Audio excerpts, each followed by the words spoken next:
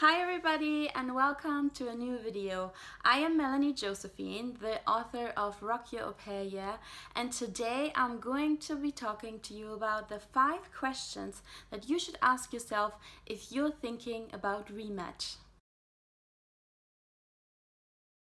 Question number 1. Before you think about anything else, you should ask yourself, have I really tried?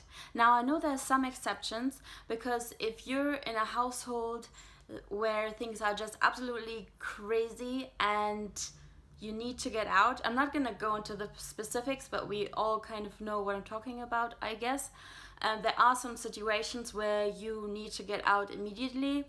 But if you're not in one of those emergency situations, you need to ask yourself, have I really tried? And that means, have I tried between 1 and 3 months? Have I been here a whole month and really tried to make this work? Have I been here 2 months or even 3 months? And then you can really say to yourself, yes, I've tried, but it doesn't work. Or yes, I've tried and now it works. But you need to try before you can make your decision.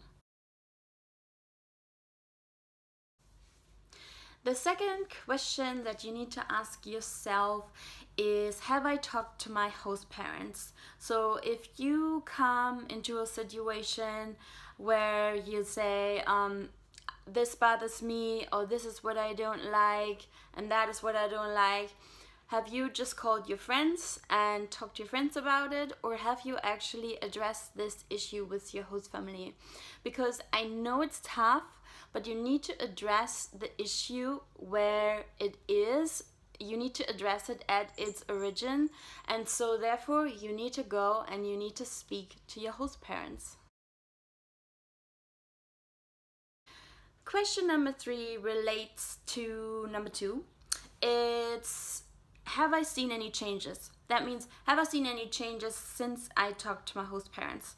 So ideally, your host parents really want to work with you. They really want to be a team with you. So ideally, when you talk to them, you try to find a solution, and then you all try to carry out the solution.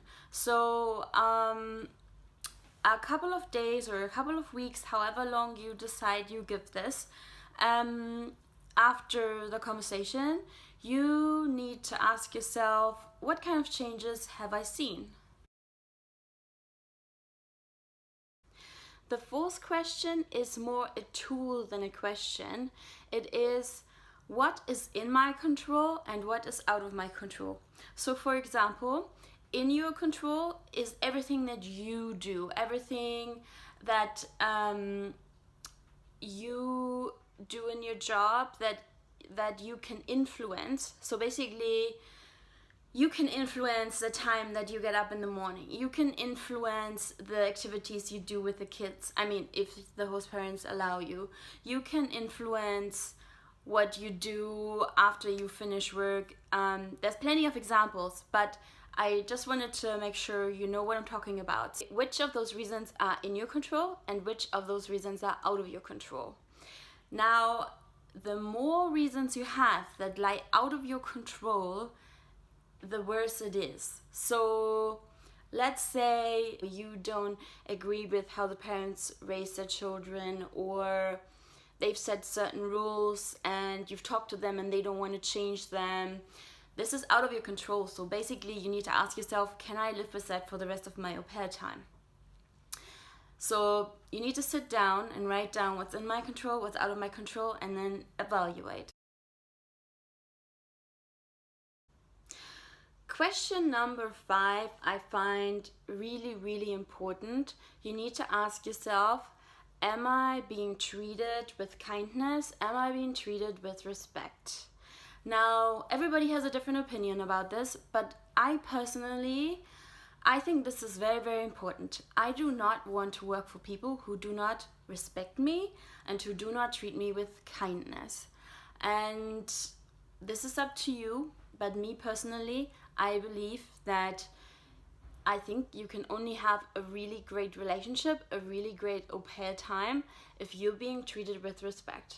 So you need to sit down and think whether this is this is happening, or whether you're actually being treated with a lot of disrespect.